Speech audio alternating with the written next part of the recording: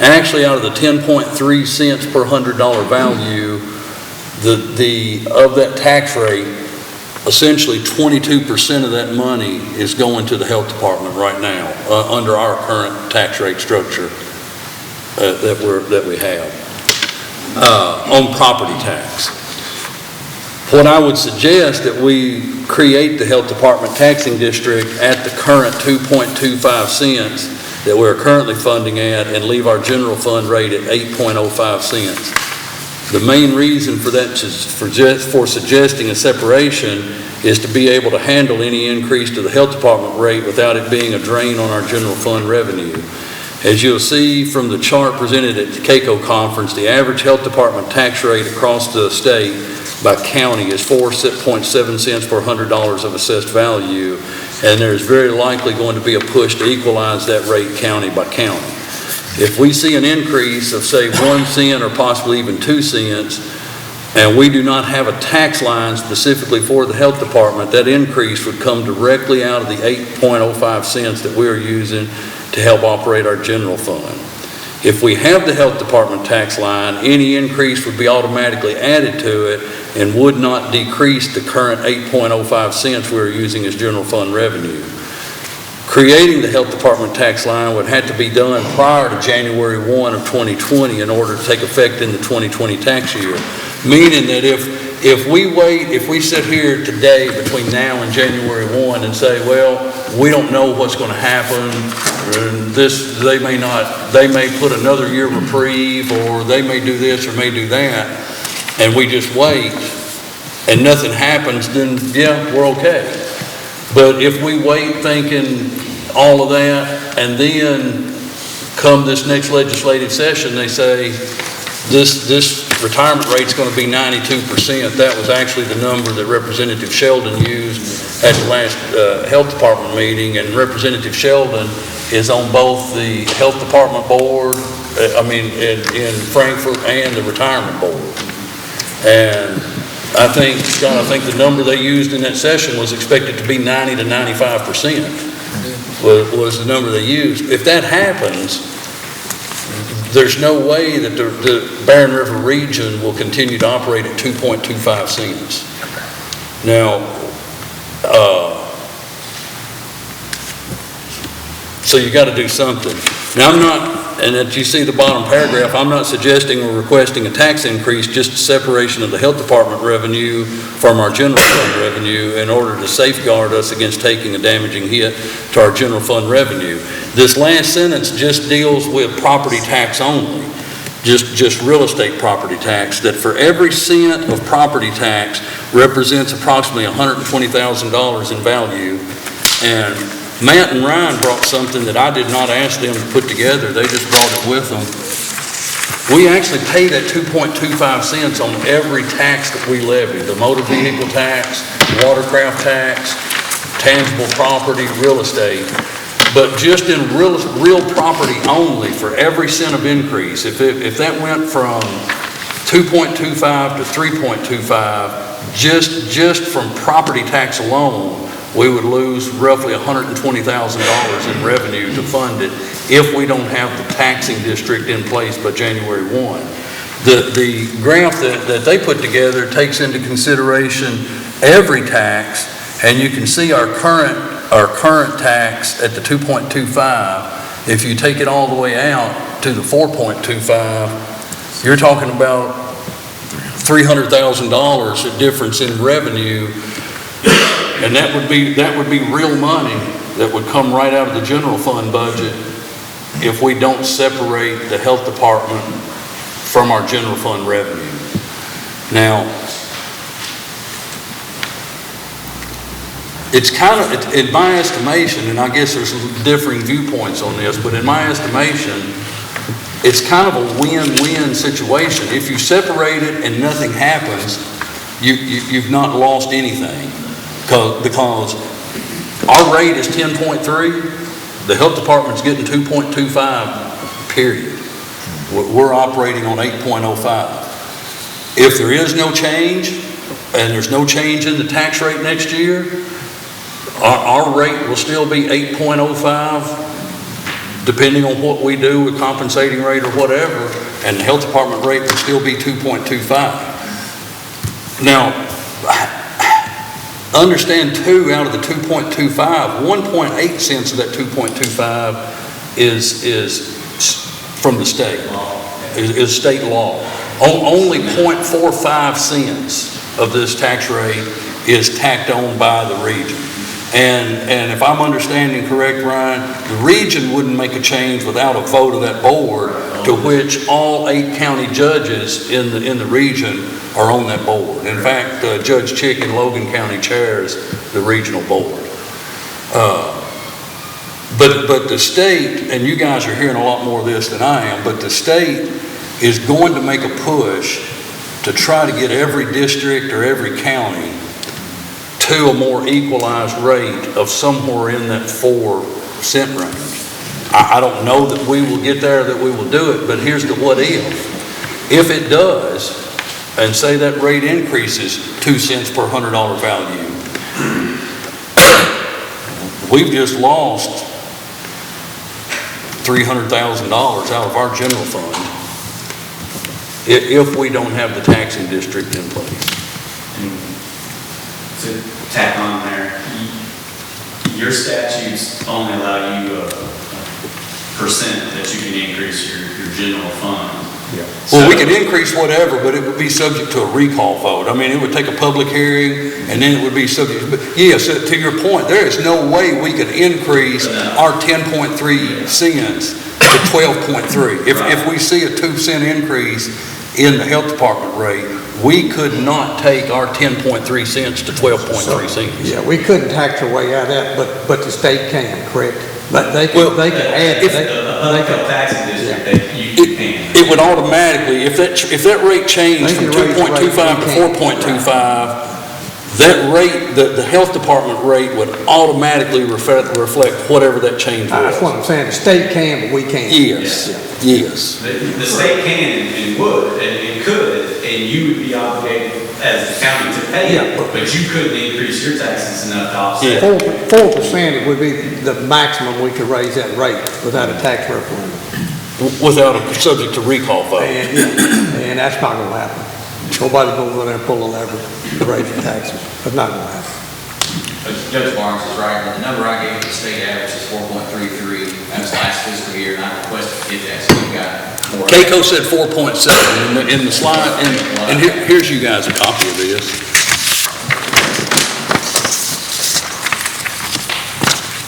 Yeah. It's 4.7 is the average, and they're making a push to get everybody in that 4 whatever cent range. From what, Representative Sheldon has relayed to us, that with all the pension crisis that's going on, the push is to pass the buck down to the local level. That burden goes down and has to be fixed at the local level. It's not seeming like it's happening with any sort of legislation currently. One of the ways to do that, and it's kind of the, I don't say easiest way, but the Commissioner of Public Health, which is an appointed position, it's not an elected position, at any time, that commissioner can change that minimum tax rate from 1.8 it is now to say a state average, the new minimums for, whatever. They can choose it, and it's done. Again, it's not an elected position, so it's, the governor isn't getting the black eye. You guys aren't getting the black eye for raising tax rates. It's an appointed position, and you guys have to the state can do it, you guys have to as well. So it's, it's kind of a political move for if they are going to push the burden down at a local level, that they could do it and not really be political suicide, so to speak, to say, I'm raising tax rates, 2%. So if the Commission of Public Health will do it, it's not an elected position. Kind of a neat trick to give someone who's not elected that authority. Yeah. One thing you can think about a piece of the pie, I think in a simple way, But the piece of the pie, if you look at the tax rate, again, this is keeping everything all the same, right? The tax rates in Simpson County, we know real estate values will go up some. But what the total real estate tax and property tax is, you'll see it gets up to 4.25, the average is way beyond that. Before long, it's gonna be taking 50% of the collection in the county. Right. And, again, I know I don't live in here, but we've got a taxing district. But that sort of, it eases the burden knowing that from a county level, we're gonna have money to run the county operation. It's not gonna be continually taken away. I know that we're in a situation that's, I won't say it's really tough because, I mean, it is kind of tough because we know that all the talk right now is increase. And like I said, you play the what if game. Well, what if it doesn't happen? If it doesn't happen, we create the health department district. It still doesn't matter because regardless of whether our tax bill says Simpson County Fiscal Court 10.3 or whether it says Simpson County Fiscal Court 8.05, Health Department 2.25, that number is still the same. But the what if game that we would be playing would be is if the state does something in this next legislative session and that rate goes from 2.25 to 3.25 or 4.25, at that point, we cannot create that taxing district to cover the 2020 tax year if that happens. If it doesn't happen, we go into the 2020 tax year and the health department line's still the 2.25 that it's been for whatever the period of time it's been that number. It's been that number for several years. This is the third year, yeah.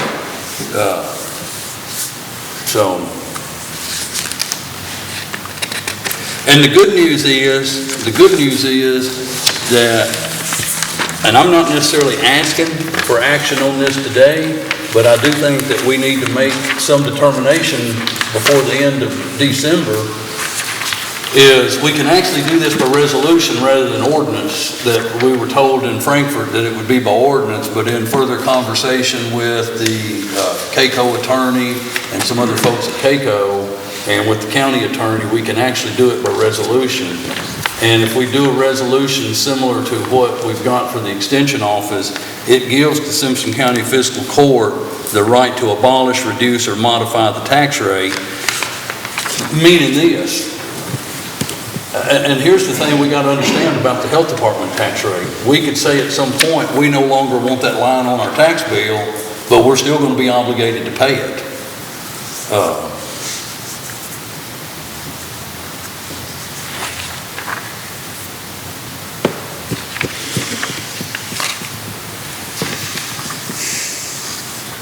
Any questions,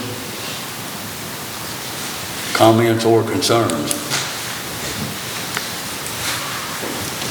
I'll just say this, I didn't vote for the extension taxing district. I don't like taxing districts. I don't like putting the ability to raise taxes in somebody else's hands. That's the reason I didn't vote against it. I voted against it, and I won't vote for this taxing district either. Yeah, Marty, I understand. I don't necessarily like them either, but this one here with the state, this could be completely out of our control. And if it happens that that rate goes up, that's just going to be general fund revenue we lose. We'll just have to deal with it if it happens.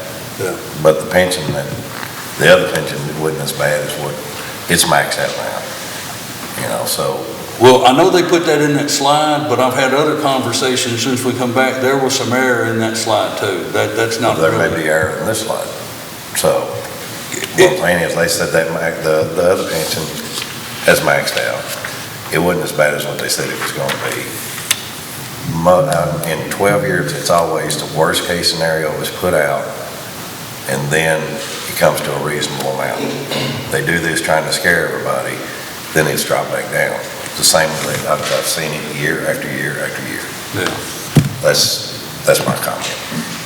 To your point about putting the ability to raise taxes in other people's hands, you're really just putting that ability to raise tax in your local board of health plans, which the judge serves on, and the magistrate serves on another, and the community serves on. But you just said that if we did it as as a fiscal court, a 4% increase would be as much as we could do on ours. You all have the ability to raise it whatever amount you want to, and nobody can say anything about it. Well, That's what you just said. By you all, it's really you all, it's not me. I don't have any authority to raise any tax Well, rate. The that's- state can, and then you, But what- your local community. What your you local just said, board. as long as it's under fiscal court, there's a limit on how much it can go up. But if it's in the taxing district, there's no limit. Right, there'd be a limit as to how much the fiscal court tax rate could go up, but that would not change the fact of what could happen to the health department rate. I understand. And we'd be obligated to pay that regardless of what happened. And that tax rate could change by the stroke of a pen of someone who's not even elected in Frankfurt. I know, that's what I'm saying. You're putting this in. What I'm saying, even if we don't create the health department district, that rate could change by the stroke of that individual's pen, Yeah, that's okay. regardless of how this district is set up or not set up. This one individual could change this rate by the signature on a piece of paper.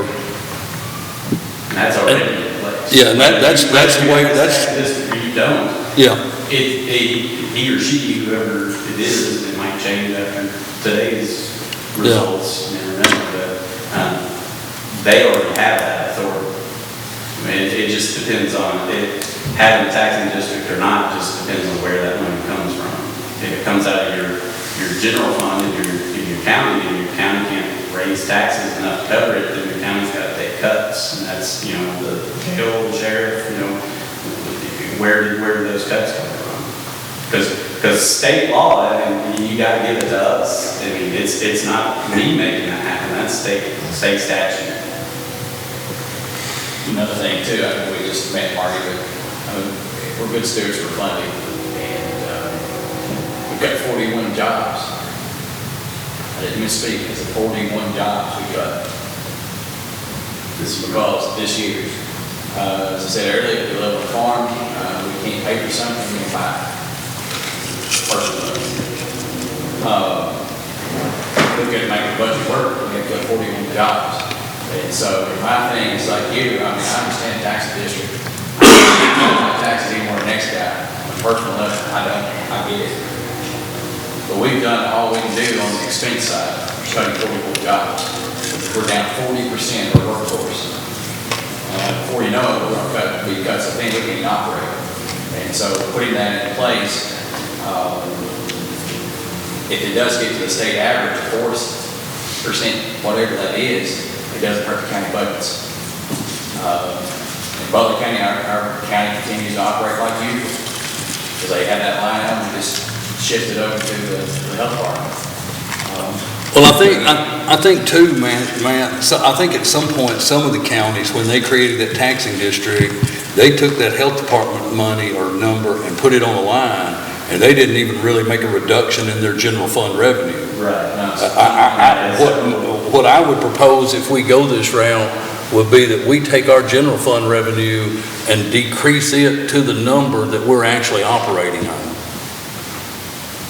So it wouldn't be an actual tax increase to. Yeah, I mean, if you took 2.25 out of the 10.3 and put it on the line and left your general fund at 10.3, then yeah, you're making a 2.25 tax increase at that point. Yeah, but when your taxpayers go pay the tax bill, sometimes they don't look, they just look at that dollar amount. Yeah. So we're gonna go from 2.5, potentially up to 4.7. That's gonna be a significant raise on that tax bill when they go down to the sheriff's office to pay. Well, but the point being, if that happens, that will be out of our hands. I get that, but Joe Blow out here don't get it. They're looking at this. They're looking at bottom dollar, what they're looking at. Every time school raises taxes 4%, I get called and told them how we're raising taxes. Well, we get quite a bit of that, yeah. They don't care, they look at it. I'm not laughing because it's funny, it's true. I That's mean, exactly right. yeah. If you put a 2-cent charge on there, I don't care what tax district you put on there, we're gonna get the call. It's a hard pill to swallow, you know? But if We you, can't tax our way out of it as a fiscal court. We can't do it. We cannot do it. But it's gonna be laid in our lap. and I don't know this, Marty, I don't know the answer to this, but at least if we do this in the manner in which I'm suggesting, and you're gonna get that call, you can say, yeah, but we reduced the general fund, rate by the same amount that health department rate is. So I don't know when the extension number was put on, was the general fund number reduced at that point to equal to? Absolutely was. Do what? Absolutely was. Yeah, so, I mean. That's correct, it was. Yeah. That was a quid pro quo, basically, and because extension people came to us, I was there for that, as was Marty, and the way it worked was, and Judge Henderson was adamant about this, was that, you know, if we set this up, the extension district, whatever money was coming out of our budget, expense-wise for them, we would lower the taxes commensurate, so it would be revenue neutral. Yeah. So I mean, so there would not be a tax, you know, revenue increase. And so, but that was a quid pro quo. That was definitely for the extension board to get that taxing district set up. That's what was done. But see, basically. Now, I was gonna say, that's the only way I think Yeah, it would be and that's what fair. I'm suggesting doing, and basically what we would be looking at in the 2020 tax season, how we get those reports and these numbers, and it says compensating rate, I mean, currently we're at 10.3, so let's just say, next year on the 2020 tax year, you get the compensating rate, and for ease of rounder numbers, it says compensating rate's 10.5. Well, at that point is when we would set those rates, and my suggestion would be at that point, that you pull the 2.25 from that number, that be the number, or what, you know, at that point, if you've got the district established, at that point, it's either gonna be the 2.25 or whatever the state does to us down the road. And 2.25 of whatever that 2020 compensating rate is would come directly off of that number. If the compensating rate was 10.5, I would make a suggestion that we set our rate at 8.25. Like we're currently now at 10.3, we set that rate at 8.05. Well, And I get what Marty's saying too. There's a whole lot of what if and this happens and what if happens. Well, I get that. But if nothing happens, we've not really done anything negatively to impact the taxpayer. Well, probably just rounding numbers off, like you said, probably what's fixing to happen is that this rate's probably gonna be close to double. I mean, Keiko's saying 4.7, we're paying 2.5. So the taxpayers out there is almost gonna see a double, not close to it. I mean, And it very well could be, and, you know, I don't know how I think the public needs to know this. Now, this is relatively new information. I think I don't like dropping something in the public's lap. yeah. I don't think necessarily the judge is wanting you to do something today. Yeah, I'm not asking for action today. I do want you to take that resolution and read it, but here's the thing. If we decide that it's in our best interest to create the district, we have to do it by our last meeing in December. It has to be done. Why is it that this district has got to be done by the end of December, but other taxing districts? I just asked a question. Well, my understanding from talking to the Keiko attorney, that any taxing district that you want to be in place for the tax year 2020 has to be in place by January 1 of that calendar year. That's when the taxes are assessed, is January 1 of each year. You can't wait till, you know, September or October when you're setting the tax rates to say, oh, wait a minute. The state just popped us an extra 2 cents per hundred on the health department. Now we want to create a taxing district. Too far gone then. But we got this information last week, so we need to digest. I understand the time frame on that, but we need to digest it, and the public needs to know potentially what's going down the pipeline here. Yeah. This is going to be significant on the tax base, the taxes they pay. Other districts probably have had the ability to raise taxes over a good amount of time. You know, I don't know where other districts are. I don't know what other taxing districts, where they're at on the health department. But they're probably closer to this 4.7 than we are our 2.5. You know what it is in Butler County? Yeah, so in Butler County, let me tell you, so what the counties contribute to the district office is 2.25, okay? In Butler County, we raised our rate to 2.5, but there's another thing to think about. Counties own the building.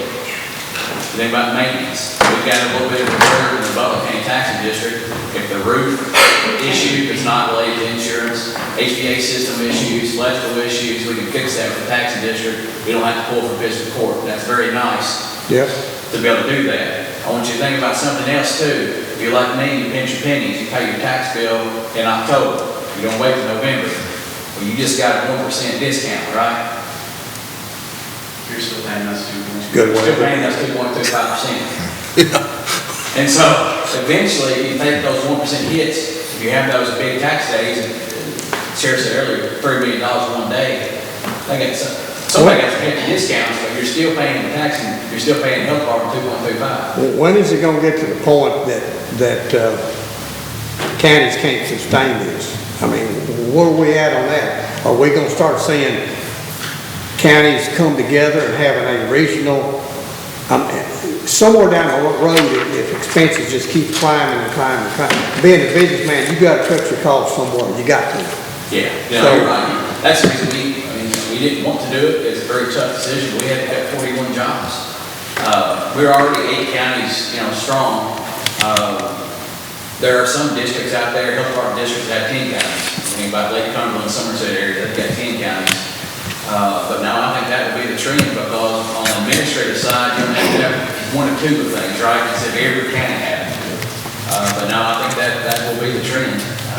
That rate goes up. The health department tax, if you will, it can go up to 10%. That's what the state has set the max at 10%.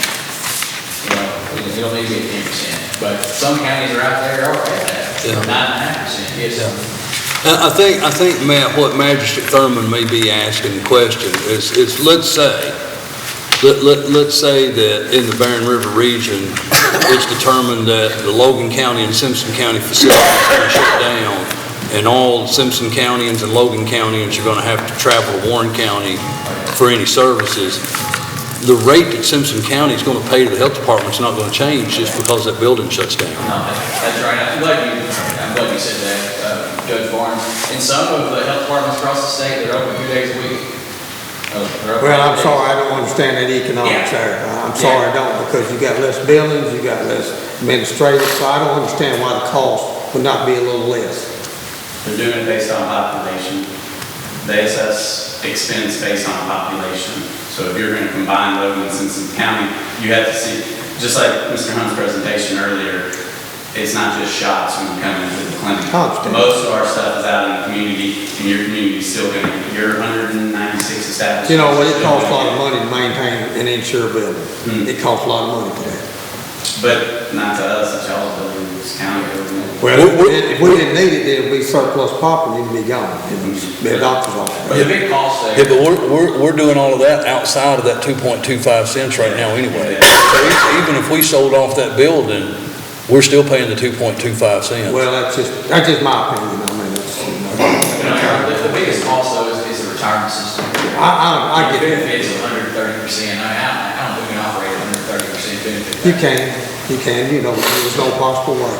But anyway, gentlemen, I would like, and I think you're right, Myron, we'll try to do a little public service here. I had no idea that the district would have to be created by January 1 to take place for that tax year, because you don't set the tax rates till September, but if you look at, I think it's January 1 because of automotive. but if you look at the PVA, I'm just saying the PVA, that's the assessment. that's when they assess it. So if somebody, for example, an older relative dies, they have the homestead exemption that year.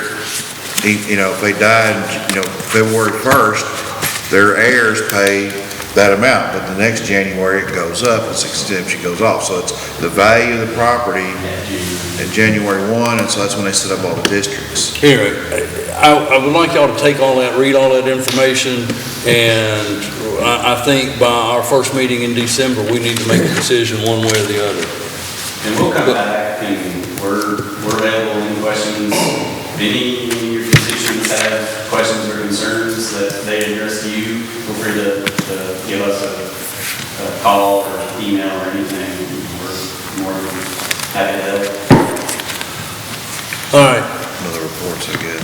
well, I'm not finished with mine yet. Right. Next, you've got a little note that I put in the information that I gave y'all at the Brad meeting this past Wednesday. The judge executives were pulled aside for a real brief little meeting about the Small Business Development Center. Evidently, Western has pulled its funding from it.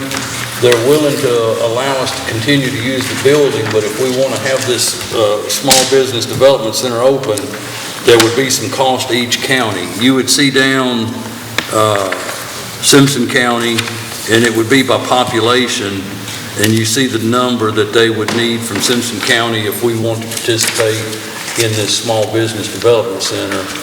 My suggestion is that we take a look at that. I've also emailed the city, the industrial authority, and the chamber to see if there would be any possibility of doing a four-way split to keep that open, because honestly, I mean, small businesses are a big driver to your local economy.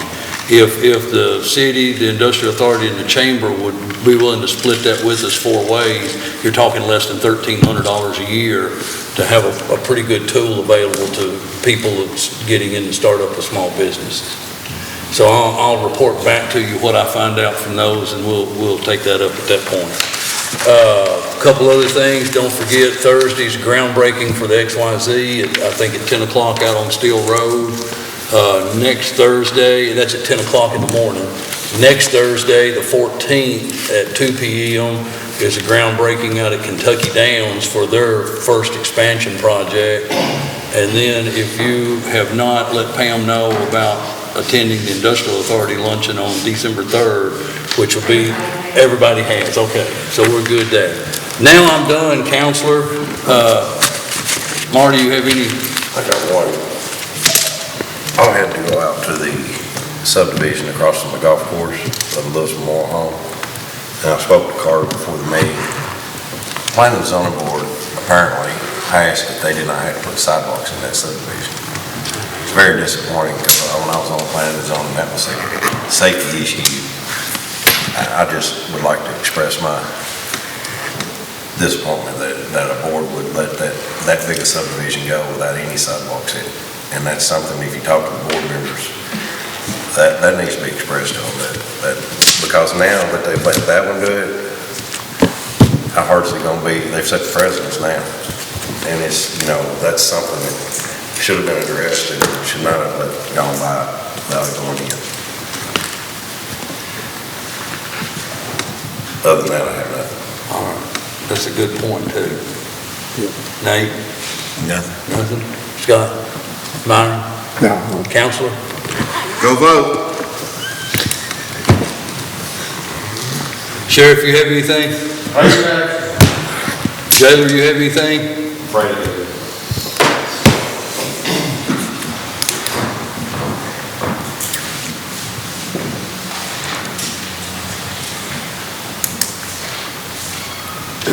As many of you know, I'm going to bring this to your attention. We have a really bad roof on that facility over there, and leaks are getting worse. We repaired it, was it 5 years ago? 7 years ago. We repaired a quarter of it. We did pay for it pretty much out of our budget. This is not going to be one of those situations that we're going to be able to pay for out of the budget. This is going to be I guess we'll just call it facility maintenance project. It's not going to be cheap, and we're going to need to get some bids as soon as possible. And I greatly appreciate your consideration, because we've got a problem over there right now. Which section of it is it? Because we put a new roof on one section. It was the front quarter of it, Marty. You were here when we did it. The 1980, the old jail. Yeah, the old part. It's a quarter. It's actually about a quarter of the building. But we've got leaks in that part now, along with the others. Sheriff, do you have any leaks over on your side? Nothing major. We have periodic small stuff. But we about run out of buckets, so this is probably not gonna be a cheap adventure. It's probably gonna be, I mean, just guessing, you're probably gonna run towards that 300 mark, so. Anyway. Eric, Yes, sir. I asked Chad this morning if the roof drains were if they were open, are they functional? I failed to ask him, are all the roof drains on that building, are they working? As far as we know, As far as, okay. yeah. Like I said, we go up there periodically, rate all the stuff. That'll have a big adverse effect on a flat roof if drains. Yes, sir. You're correct. I mean, are they draining or, I'm just asking. I mean, it's been an ongoing problem. We hadn't really said much about it. We've just been adapting and hoping for the best and looking to see if we could repair it. But it's one of those situations, it's gonna have to be fixed. And I'm just being honest with you, to fix it, probably gonna take a complete roof, because it's periodic places, so. Okay. I didn't mean to ruin your day. Thank you, sir. Obviously, the clerk is busy with elections today.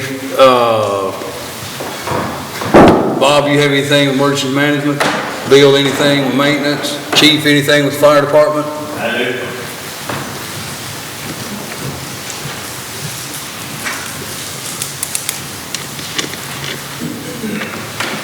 Obviously, we're in some dire economic times in the county, so I'm just here to pile on a little bit. There's some good news. Appreciate you, Chief. I do have two things. We will try to finish this meeting with good news. So, I am here. I have depleted my fleet maintenance budget as of last, I think Friday or something. I was at,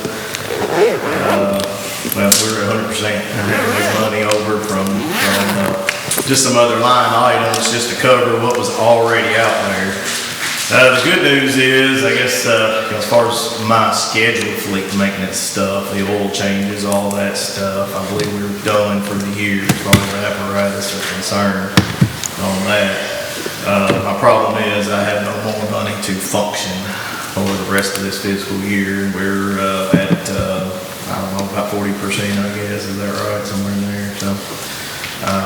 Last fiscal year, right at the end, towards the end of the year, we moved $1,000 into my original budget of 22, and I think the last fiscal year I had $700 left. So, and I would imagine we're going to be tracking exactly the same this year. It's kind of one of those things that when it does come time for us to talk budget, which will be here before we know it, we'll have to have an increase. So I'm asking for another $10,000 fleet maintenance. So, and I don't know if we need to take action on that today. I think I've got enough to cover through the next meeting, the 19th, is that correct? So if we took action today, then we can do an amendment and have it for the next meeting. Good. We used to, yeah, we can do a budget transfer as well. Gotcha. I mean, is there anything that requires action? I mean, if everyone's good, that if we have to transfer some money, we can do the budget transfer and just vote on it at that meeting. I mean, we're not gonna let you not maintain. Oh, I know, I realize that. And again, we were right about 41%, and we had a lot of bills come due from, some maintenance with the lighter truck and all that stuff, that it's hit its 20-year mark, and that's why they, nationally accepted, they say 20 years, you move them to reserve, because you take such a big hit on these kinds of items. I mean, working on fire trucks isn't cheap. I mean, nothing is, but anytime you attach rescue or emergency to anything, the price just automatically goes up. You do have new tires on the ladder truck now, right? It has new tires, and, I'm glad you brought that up. I mean, that is one of those things, we're assessing the fleet, and, the NFPA has one, it was either 7 years or 9, but the US DOT had another, it was 7 or 9. They just say, hey, after this, we recommend, you change your tires, and it's hard to do. I mean, those trucks are, road miles, I mean, they're next to nothing, considering, but, most of their usage is obviously stop, and pumping and all that, and it's just, it's hard for me to look at something like that and say, man, they still look good, but, But it's a serious issue, and every tire, even automotive tire, has a date code on that tire. That's right. And after about 7 or 8 years, that tire is subject to come apart. And you'll see accidents on the road of 8, 9, 10-year-old tires that look like brand new. And that's essentially what happened. I mean, if you look at those tires on the Quint, I mean, they look, they look brand new, but they were, 20 years old, and, so anyway, but bringing that up, I mean, that's kind of one of those things in the next budget. I mean, we don't necessarily, when you're buying tires and paying, those tires are not cheap. I mean, they're, $600, $700 a piece. They're Marty, I mean, they're big, they're expensive tires. It's just, it's kind of one of those things we just got to start building into our budget every year, and it's going to take an increase in fleet maintenance to do it, because we've been held at that 22 for, the past few years. But I mean, last year, like I said, we just blew through it, and we actually did cut back on some of our maintenance. I realize it sounds bad, but our sub trucks that don't get ran near as much, we cut back the oil changes and all that stuff, so that we're not doing those annually, because a lot of them, I mean, we're not putting many hours on and all that. And, our generator at the actual station there, we cut that thing back to where we're doing, the oil changes and all every 3 years or so instead of every year. Because again, I mean, we're just not, we're not accumulating that many hours of usage on them. So trying to save some money that way, but we're just kind of at a point now that, we're going to keep them on the road, and, we're going to have to increase that budget, for years to come. So. Chief, what about our fire truck? Oh, yeah, I'm glad you brought that up as well. I checked on that last week. It, of course, it was supposed to be in September, and I mean, honestly, when they told me that, I didn't really believe them. Nothing's ever on time. Just like everywhere else, they having a hard time trying to find people to work, and, that technical skills of the welding and all that. I did get some pictures on it. I talked to them last week. We are scheduled sometime the 1st of December to go out and do the final inspection and receive the truck in December.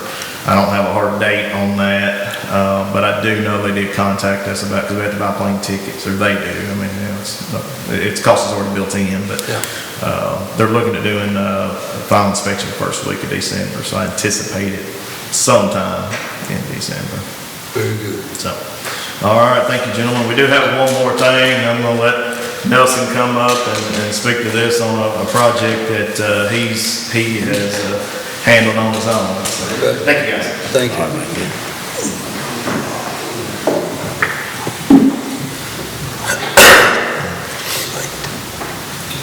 Well, I promise not to ask for money, I promise. Well, not today. Talk all you want to. No, we've been here long. No.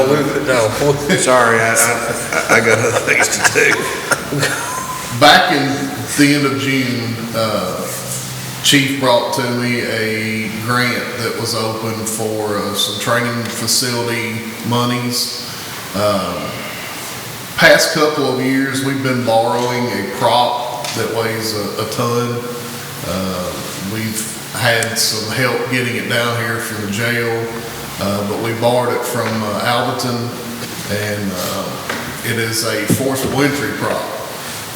It's basically a steel door. We can beat and bang on it, forcing our way through as we would a house. Last year, the PD and the SO, I believe, participated. I know PD for sure. I think the sheriff's was involved as well. Put on a training class for them to be able to force doors. using Alberton's prop. Well, as of October 21st, we were granted the monies to purchase our own. I went up August 14th to Lexington and met with the fire commission, did about a 15-minute presentation, and they granted us the monies to purchase our own. So we'll have one in Simpson County that we can use. It'll be for the fire department, police department, sheriff, anybody that needs to use it. We'll have it at the station. It's heavy. We haven't decided on the exact one. Some are more so mobile than others, but there's one in particular that lends itself to the usage of the battering ram. We about destroyed the one we used in Plano from Alberton, I'm sorry, by trying to use a battering ram on it. So there is at least one that has a battering ram option to where we can use it and our ability to force doors in a fire situation, active shooter, so forth, also lend to the sheriff and the police department to use for their training as well. So should have the money. I sent the last bit of information. We'll probably need that transferred into a line item. I'm not sure how they'll handle it, if they'll make us purchase it first, show them a canceled receipt or canceled check, or if we'll have, they said they would send us the money, so I'm not 100% sure how it'll be funded. Somewhere in the tune of $9,000, so. Very good. Thank you for your time. All right, sounds good. Thank you, Nelson. Carter, anything with planning and zoning? All right, gentlemen, I need to have a motion and a second for a brief executive session discussion, deliberations on the future acquisition of real property according to KRS 61.810, paragraph 1B. Motion moved. Motion by Nate. Second by Todd. Daniel County, Yes. Scott Preston, Yes. Marty Taylor, Yes. Myron Burns, Yes. Mason Vaughn. Yes, we'll take a 5-minute recess before we convene into executive session.